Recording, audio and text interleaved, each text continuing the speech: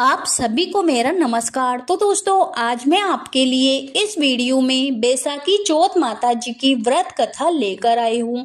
तो प्रेम से बोलिए चौथ माता जी की जय हो। दोस्तों, एक समय की बात है। एक गांव में एक बुढ़िया माई के एक गवालिया बछालिया नाम का बेटा था। बेटा गांव की गायें चराकर घर का खर्चा चलाता। उसकी माँ चौथ माता जी का व्रत करती। वह बैसाखी चौथ को चूरमे के 5 लड्डू बनाती। इसमें से एक चौथ माता जी को चढ़ाती, एक गणेश जी महाराज को चढ़ाती, एक हाथ का निकाल कर दान करती, एक बेटे को खिलाती और एक खुद खाती।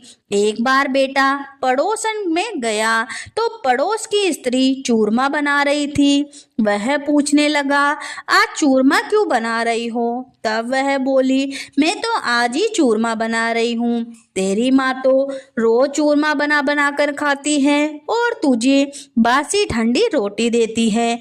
इस पर बेटा भड़क गया और बेटे ने आकर घर कहा, माँ तू तो चूरमा बनाकर खाती है और मुझे केवल एक ही लड्डू देती है। लड़का यह सुनकर गुस्से में होकर बोला कि अब मैं ठंडी बासी रोटियां खाकर गाय नहीं चराऊंगी। तब बेटे ने समझाया, मैं तो चौथ माता जी का व्रत तेरे लिए ही करती हूँ। तब बेटे ने कहा, या तो तुम चौथ माता जी को छोड़ दो या मुझे छोड़ दो। इस पर माँ ने कहा, बेटा मैं चौथ का व्रत तेरे सुख शांति के लिए तो करती हूँ। मैं चौथ माता जी का व्रत नहीं छोड़ सकती। तो बेटा विदेश जाने लगा।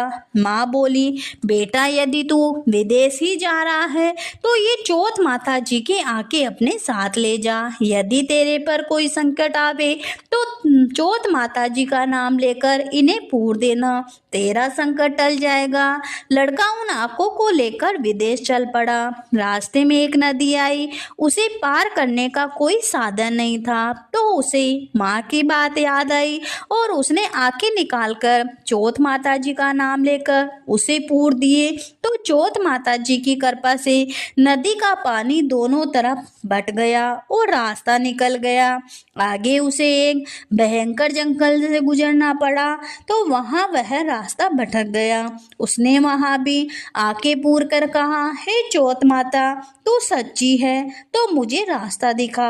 इतना कहते ही उसे रास्ता मिल गया। आगे वह एक गांव में पहुंचा। उस गांव के राजा के यहाँ रोजाना बर्तनों का एक आहाव पकता था जिसमें एक आदमी की बलि दी जाती थी। वह लड़का एक बुढ़िया माई के घर पहुंचा तो उसने देखा कि एक बुढ़िया माई रो रही है। लड़के ने बुढ़िया माई से पूछा कि माँ क्या दुख है, तुम क्यों रो रही हो? बुढ़िया माई बोली, मेरा एक ही बेटा है और कल राजा उसकी बलि चढ़ाएगा। इस पर लड़का बोला, माँ घबरा मत, तेरे बेटे के बदले तुम मुझे भेज देना। तुम मुझे भरपेट खाना खिला दो। भोजन करके बुढ़िया माई अपने लड़के की जगह उसको सुला दिया। दूसरे दिन राजा का बुलावा आया तो बुढ़िया माई ने उस लड़के को भेज दिया। राजा के नौकर उसे ले जाकर आहाव में चुनने लगी तो वह आके पूर कर जल का कलश लेकर बैठ गया और बोला, हे चौथ माता मेरा संकट टालना। आव चुन कर आग लगा दी। महीने भर में पकने वाला आहाव एक दिन में पक गया। यह जानकर राजा को बड़ा आश्चर्य हुआ। राजा खुद देखने आया और नौकरों को आहाव के कलश उतारने को कहा। नौकर कलश उतारने लगे तो अंदर से आवाज आई, बर्तन धीरे उतारना। आवाज सुनकर सभी आश्चर्य में पड़ गए। बर्तन हटाकर उसे निकाला और पूछने लगे, भाई तुम कौन हो? तब उसने कहा, मैं वही आदमी हूँ जिसने आपने आहाव में चुन दिया था। राजा ने पूछा, तुम बच्चे कैसे? तो उसने कहा, मेरी माता चौथ माता जी का व्रत करती है, मुझे चौथ माता ने ही बचाया है। तब राजा ने 2 घोड़े मंगवाए, एक पर खुद बैठे और दूसरे पर उस लड़के को बिठाकर उसके हाथ पैरों जंजीरों से बांध दिए और कहा, यदि यह जंजीरें खुलकर मेरे हाथ पैरों में आ जाए तो मैं तेरी चौथ माता को सच्ची मानूंगा। लड़के ने आंखें पूर कर कहा, हे चौथ माता अब तक रक्षा की है तो इस बार भी रक्षा करना।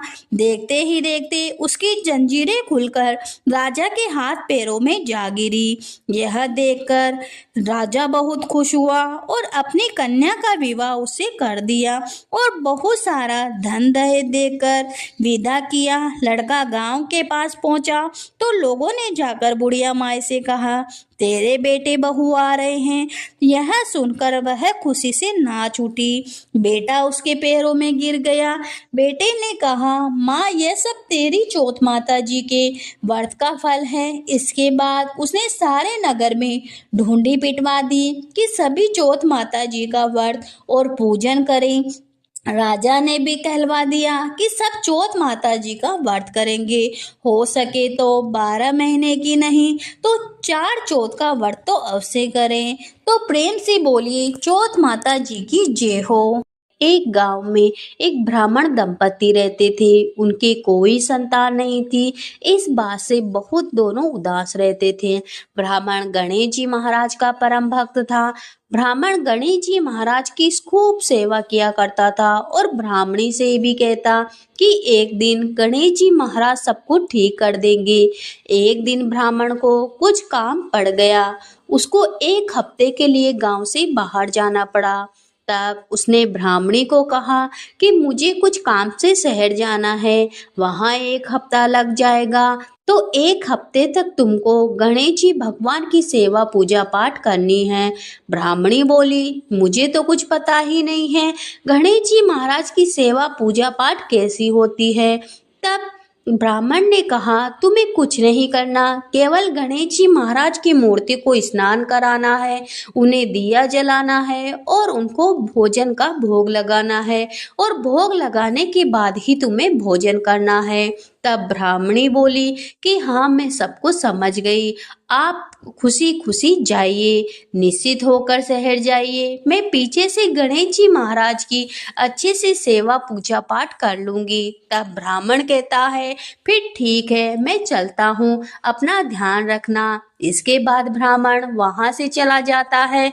अगली सुबह ब्राह्मणी ने गणेश जी महाराज की मूर्ति को स्नान कराकर भोजन की थाल सजाकर गणेश जी महाराज के सामने रख दी और बोला, देखिए गणेश जी महाराज, आज मैं घर में अकेली हूँ और आज मुझे बहुत सारे काम भी है, तो मैंने आपके आगे भोजन रख दिया है, आप आकर भोग लगा लीजिए, तब तक मैं अपना सारा काम पूरा कर लेती हूँ। ब्राह्मणी के मन में यह छवि थी कि गणेश जी महाराज प्रकट होकर भोजन करेंगे, जैसे हम मनुष्य करते हैं। ब्राह्मणी अपने घर के कामों में लग जाती है। काम खत्म करने के बाद वह फिर से मूर्ति के पास आती है और देखती है कि भोजन की थाली तो वैसी की वैसी रखी है। वह बोली, अरे गणेश जी महाराज, क्या भोजन में कोई कमी है? आपने तो 1 अन्न का दाना भी नहीं खाया। मेरी पूजा में क्या कोई कमी रह गई प्रभु? अगर ऐसा है तो आप बता दीजिए, लेकिन भोजन ग्रहण कर लीजिए। देखिए, यदि आप भोजन ग्रहण नहीं करेंगे तो मैं भी भोजन नहीं करूंगी। इसके बाद ब्राह्मणी जिद कर कर गणेश जी महाराज की मूर्ति के आगे बैठ जाती है। सुबह से शाम हो जाती है। ब्राह्मणी भूखी प्यासी गणेश जी महाराज की मूर्ति के आगे बैठी रहती है।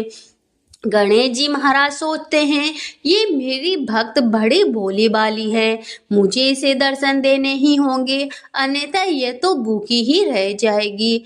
गणेश जी महाराज बाल रूप धारण करते हैं और ब्राह्मणी के आगे मूर्ति में से प्रकट होते हैं।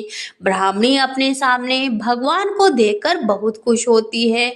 आओ आओ प्रभु, आओ, मैं कितनी देर से आपकी प्रतीक्षा कर रही थी, अब मैं आपको अपने हाथों से खाना खिलाऊंगी। इसके बाद ब्राह्मणी गणेश जी महाराज को अपने हाथों से भोग खिलाती है। भगवान गणेश जी महाराज भी बालक की भांति ब्राह्मणी के हाथों से खाना खा लेते हैं। अब यह हर रोज होने लग गया। रोज ब्राह्मणी स्नान करके गणेश जी महाराज के लिए भोजन बनाया करती और गणेश जी महाराज बालक के रूप में आते और ब्राह्मणी अपने हाथों से उन्हें भोजन खिलाती। देखते ही देखते 1 हफ्ता गुजर गया। ब्राह्मण शहर से घर वापस आ गया। ब्राह्मणी, मेरे ना रहने पर तुमने गणेश जी महाराज की सेवा अच्छे से की थी ना? हाँ हाँ, बहुत अच्छे से की है। उन्हें तो मेरे हाथों का खाना भी बहुत पसंद आया। उन्हें मैं प्रतिदिन अपने हाथों से भोजन कराती थी और वो सारा भोजन खा जाते थे। ओह ब्राह्मणी, तुम तो ऐसी बातें कर रही हो कि साक्षात गणेश जी महाराज तुम्हारे हाथों से ही खाना खाते थे। तब ब्राह्मणी बोली, हाँ यही बात है, गणेश जी महाराज मेरे हाथों से भोजन खाते थे। तब ब्राह्मण बोला, अच्छा अगर आपको विश्वास नहीं हो तो कल सुबह छिपकर देख लेना। अगली सुबह ब्राह्मणी स्नान करके रोजाना की तरह गणेश जी भगवान को भोग लगा रही थी और ब्राह्मण यह सब दरवाजे के पीछे देख रहा था। तभी भगवान गणेश जी महाराज बाल रूप में प्रकट होते हैं और ब्राह्मणी के हाथों से भोजन करने लगते हैं। यह देखकर ब्राह्मण चकित रह जाता है। वह दौड़ता हुआ घर में जाता है और गणेश जी महाराज के चरणों में गिर पड़ता है। आओ गणेश जी महाराज, साक्षात आप मेरे घर पर पधारे हो और मेरी पत्नी के हाथों से भोजन ग्रहण कर रहे हो प्रभु। मैं तो धन्य हो गया, आपके पधारने से मेरा घर तो स्वर्ग हो गया प्रभु। प्रभु, मैंने आपकी इतनी सालों से पूजा पाठ करी, लेकिन कभी आपने यह सौभाग्य मुझे क्यों नहीं दिया? उसे ही क्यों दिया? मेरे से क्या गलती हो गया प्रभु? तब गणेश जी महाराज बोले कि उठो ब्राह्मण, तुमने मेरी सेवा तो बहुत करी, लेकिन कभी तुमने मुझे भावपूर्वक नहीं पुकारा। लेकिन ब्राह्मणी की भक्ति में भाव था, इसलिए मैंने ब्राह्मणी को दर्शन दिए और तुम्हें भी। मुझे पता है कि तुम पीछे से छिपकर देख रहे हो। हे ब्राह्मण, मैं तुम्हें आशीर्वाद देता हूँ, बहुत जल्द तुम्हारे घर में एक सुंदर स्वस्थ बालक का जन्म होगा और तुम्हारे जीवन में कभी धान्य धान्य की कमी नहीं होगी। तुम सदा खुश रहोगे, यह मेरा आशीर्वाद है। यह देकर गणेश जी महाराज अदृश्य हो गए। गणेश जी महाराज के आशीर्वाद से ब्राह्मण के घर एक सुंदर से बालक ने जन्म लिया और उनके घर में धन धान्य के भंडार भर गए। तो हे गणेश जी महाराज, जैसे आपने ब्राह्मण और ब्राह्मणी पर कृपा करी, वैसे सब पर करना। कहानी सुनने वाले, हुकारा भरने वाले सभी की मनोकामना पूरी करना, सभी पे अपना आशीर्वाद बनाए रखना। तो प्रेम से बोलिए, गणेश जी महाराज की जय हो।